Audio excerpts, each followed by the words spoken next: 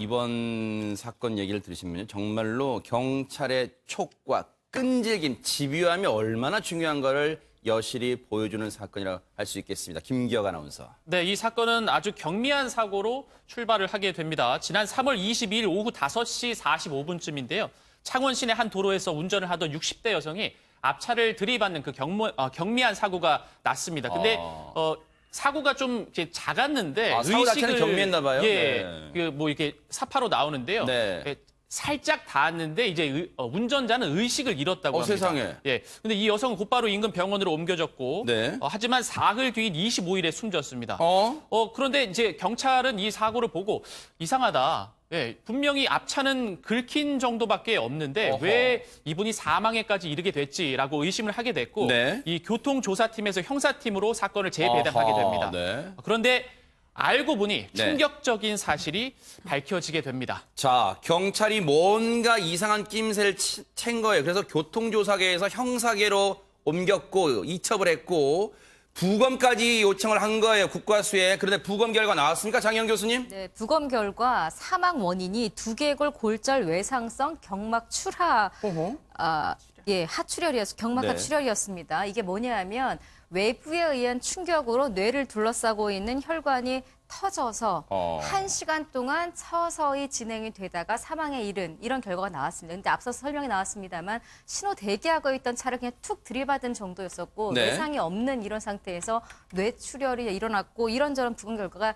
사실상 말이 안 되잖아요. 그러다 네. 보니까 다시 한번 여기에 대한 수사에 돌입하게 된 겁니다. 외상성 경막 하출혈, 의사분이신 우리 원장님 나와 계시니까 이게 쉽게 말하면 뭐예요? 외력에 의한 어떤 충격이 있었다는 겁니까? 뭡니까 이게? 이제 경막이라고 하는 거는 네. 이제 뇌를 둘러싸고 있는 얇은 막입니다. 네. 그렇기 때문에 그 경막의 바깥쪽으로 출혈이 생기면 우리가 경막 외출혈이라고 그러고요. 네. 경막의 안쪽으로 출혈이 생기면 경막 하출혈이라고 합니다. 네. 경막 하출혈에 관계되는 혈관들은 굉장히 가는 혈관들이에요. 네. 압력이 높지가 않아요. 네. 그렇기 때문에 단기간에 엄청나게 많은 혈종이 형성이 되지가 않아요. 아하. 아주 서서히 진행이 되는 거예요. 네. 그렇기 때문에 어떤 분이 만약에 쿵 하고 넘어져서 처음에는 뇌진탕으로 의식을 아하. 잃어요.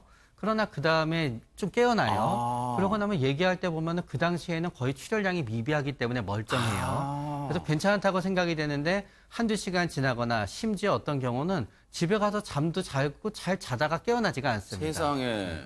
그런 상황이군요. 그런데 보세요. 이거는 경찰분이 촉이 좋았던 것 같아요. 이수정 교수님. 그냥 앞차를 살짝 받는 경미한 사고인데 뇌출혈로 뇌혈관이 터졌다. 뭔가 경찰이 의심할 만합니다. 네, 뭐 제대로 훈련이 됐다. 인과관계가 성립하지 않는다. 이렇게 이제 판단했던 것 같습니다. 그래서 결국은 부검을 넘겼는데 네. 문제는 이제 부검 결과 이렇게 살짝 스친 그 차 사고로는 도저히 발생할 수 없는 그런 이제 뇌출혈이 발생했다. 이런 이제 결론에 도달한 건데요. 네. 그래서 결국에는 이제 CCTV를 가지고 네. 결국 교통사고가 나기 전 이제 상황을 추적하기 시작했습니다. 역추적을 했어요. 네네. 그랬더니 이제 이 그 사망한 환자가 네. 어느 가게에 들어가는 걸 발견을 했다고 합니다. 네. 옷가게였는데요. 네. 그런데 그 옷가게에 이제 CCTV를 확인을 해보니까 네. 사고 당일 오후 4시 23분쯤에 종업원과 신경질을 하다가 그 종업원이 이 피해자를 확 밀쳐가지고 네. 뒤로 넘어지면서 아이고. 머리를 바닥에다가 쾅 이렇게 부딪힌 장면이 결국에는 이제 포착이 CCTV 나온 됐고요. 거예요? 네, 그리고는 그 쾅 부딪힌 이후에 7분에서 8분 정도 움직이지 못하고 의식이 없었던 아이고. 것이 다 확인이 됐습니다. 네. 7, 8분 넘어진 이후에 7, 8분 정도 의식이 없을 정도면 상당히 당시에 충격이 셌다는 거잖아요. 그런데 애초에 이렇게 CCTV를 돌려보게 된 계기가요. 이 피해자분의 남편분께서 그때 당시에 차에 동승하고 있었거든요. 조수석에. 그 남편분이 뭐라고 했냐. 사고 전에 저희 아내가요. 옷가게에서 종업원과 실랑이가 있었어요. 이 얘기를 한 겁니다. 경찰 조사에서. 그래서 경찰이 그래요?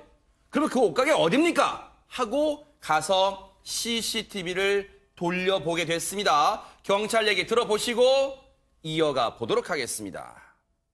그 가게에 단골로 오시는 분이라서 그 쓰러진 분의 남편에게 대신 전화를 해서 좀 와달라고 이 전화를 한 게 그 조치 사항의 전부입니다. 밀쳐서 넘어지고 난 다음에 자기 남편분을 불렀을 때도 그 남편한테 자기가 밀쳤다는 이야기는 뭐 당연히 안 했겠죠. 오히려 연락해줘서 고맙다는 얘기를 듣고 양심의 가책이 느껴지다 보니까 그 병원 영안실에는 찾아갔었고 오히려 유족들한테는 여기까지 찾아왔냐면서 고맙다는 얘기도 들었죠. 네. 머리가 땅바닥에 이렇게 꽝 하고 이렇게 7분 내지 8분 동안 의식을 잃고 있은 상황이기 때문에 이 사망이 자기의 행위로 인해서 돌아가셨다는 걸 당연히 알겠죠. 세상에 이럴 수가 있습니까?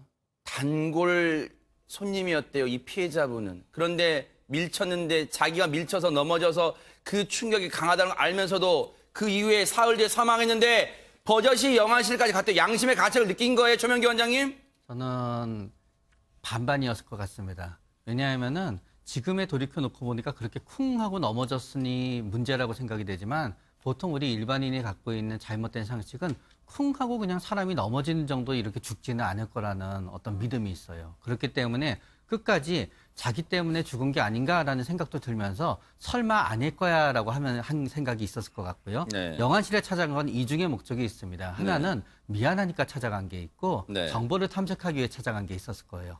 사고가 엄청 컸어. 그러면 본인은 자신의 의구심을 덜 수 있는 거고요. 아마 막상 가고 나서부터 불안해졌을 겁니다.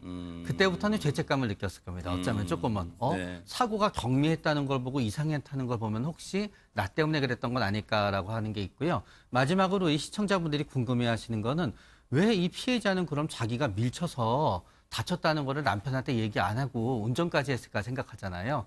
그거는 전향적 기억 상실이라 그래가지고 뇌가 커다란 충격을 받으면은 그 앞에 3, 4분 정도 상황이 기억이 안 납니다. 그래요? 그래서 네. 본인이 쓰러진 줄 그냥 착각했을 수가 있어요, 피해자가. 장희영 교수님, 사실은 그냥 어떤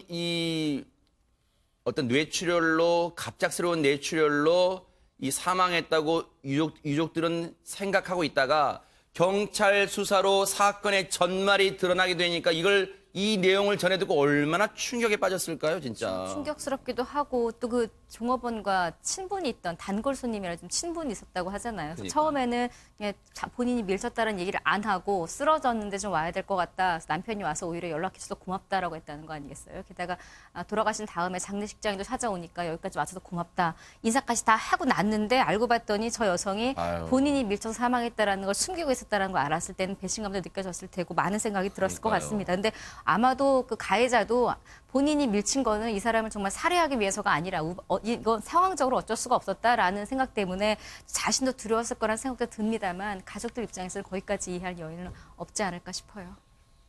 이수정 교수님, 이제 뭐 유족분들의 황망한 뭐 그런 거에 뭐 이루 말할 수 있겠습니까? 그런데 이제 결과론이지만 남편분께서 여보, 아까 넘어지고 그랬는데 운전하지 마. 좀 이렇게 할 수가 없었을까요? 좀 그런 생각도 해봅니다. 뭐 알았다면 아마 119에다 먼저 신고를 했겠죠. 그러니까요. 그런데 문제는 이게 이제 생각보다 나중에 뭐 변호사님 말씀하시겠지만 인과관계를 입증하는데 좀 어려움이 없지 않을 것 같은 게 이 환자분이 10년 전에 뇌출혈로 대수술을 받은 적이 있다고 합니다. 아, 그래요? 그러다 보니까 기저질환이 있는 상태에서 결국은 외상에 의해 가지고 지금 이런 이제 또 다른 뭐 미세출혈이죠. 그렇게 이제 되다 보니까 결국에는 이제 부검을 하기는 했지만 지금 이 단순히 뇌출혈이 이 종업원이 밀었기 때문이다라고만 얘기할 수 있는 건지 아니면 지금 10년 전에 뇌출혈 이후로 약을 네. 또 계속 복용을 하고 있던 중에 일어난 이제 사고이다 보니까 네. 그래서 뭐 혈관 아주 모세 혈관이 이제 터져가지고 뭐 3일 후에 이제 사망하신 거거든요. 네. 그렇기 때문에 이게 생각보다 꽤 이제 소송 중에는 복잡한 손해배상도 좀 복잡한 그 양상으로 진행되지 않을까 좀 걱정이 되긴 합니다. 네. 그러면 박준 변호사님, 네. 처음부터 남편은 뭐랄까요, 이상함을 느끼지 못했을까요? 아내가 그냥 그 옷가게에 쓰러졌다는 말 듣고 뭔가 좀 이상한 낌새를 느끼지 못했을까요? 만약에 이상한 낌새를 좀 느껴서 조치를 좀 취했으면 뭐 달라질 수 있었는데 지금 이수정 교수가 약간 언급을 했는데 10년 전에 대수술을 받은 적이 있다고 합니다. 그래서 약간 그런 부분이 있던 것도 있고 와서 뭐 별다른 뭐 문제 없이 행동을 하기 때문에 네. 남편은 큰 문제는 없을 거라고 생각을 하고 아. 결국 그렇게 방치하다가 사고가 이렇게 난 것으로 보입니다. 이 가해자 김기혁 아나운서 네. 이 장례식장까지 왔었잖아요. 그러면 경찰 조사를 또 수사를 통해서 모든 전말이 드러났잖아요. 그러면 모든 죄를 다 인정한 거예요? 처음에 이 가해자는 부인을 했다고 합니다. 내가 그런 게 아니다. 허허. 나는 상관이 없다라고 네. 이야기를 했는데 경찰이 이제 CCTV 영상을 들이밀자 아이고. 그때서야 이제 범행을 인정을 했다고 합니다. 네. 그런데 현재 이제 뭐 가해자도 범행은 인정을 하고 있고 그리고 고의적인 부분이 별도로 또 경찰이 올 때는 이제 보이지 않고 가해자도 지금 뭐 예상치 못한 결과에 좀 괴로워하고 있다고 해요. 그래요? 그래서 이제 불구속 수사 상태로 조사를 하고 있습니다. 불구속 상태로 네. 이 수사도 하고 앞으로 재판도 받게 될 텐데 박준 변호사님 네. 어떻게 이 사건은 어떻게 될 것 같습니까? 일단은 폭행치사죄로 불구속 입건된 상황입니다. 뭐 구속을 하지 않은 이유는 지금 말한 것처럼 치사까지 연관성이 있느냐 없느냐 이 부분도 경찰이나 뭐 판단을 좀 해야 될 부분이라서 구속은 하지 않는 걸로 보이고 도주 우려도 좀 없기 때문에 다만 이제 일반적으로 지병에 의한 사망이라면 단순 폭행죄가 될 것이고 네. 지병에 의한 사망이 아니고 폭행에 의한 사망의 연관성이 인정이 된다 그러면 폭행치사 3년 이상의 징역에 처할 수 있는 범죄인데요. 네. 글쎄요. 지병도 있고 민 것도 맞고 7, 8분 동안 넘어져 있는 것도 맞기 때문에 아마 판단을 좀 받아봐야 되는데 아주 뭐 좀 애매한 그런 상황이 네. 아닌가 생각이 듭니다. 한 가지 중요한 건 있어요. 이 손바닥으로 태양을 가릴 수 없는 것처럼요. 자신이 잘못을 했으면 미리 조치를 취했다면 이런 비극은 막을 수 있지 않았을까 이런 생각을 해봅니다. 너무너무 안타까운 그런 사건이었습니다.